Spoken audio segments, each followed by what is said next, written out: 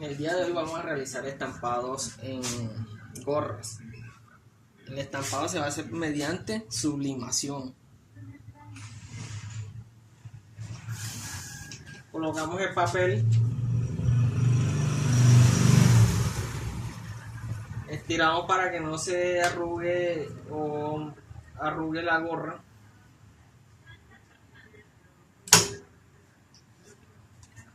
La dejamos por 40 segundos a 200 grados.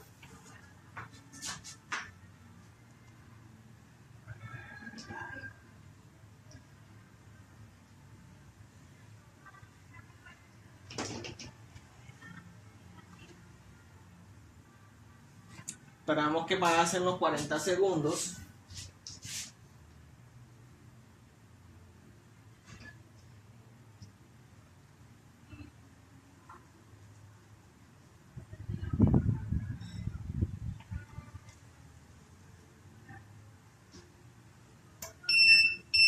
Levantamos con precaución.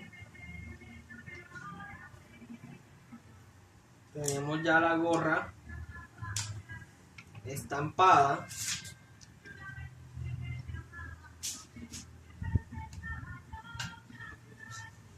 La sacamos. Vean cómo quedó la gorra. Cero arrugas. Y de buen color. Estampado por sublimación.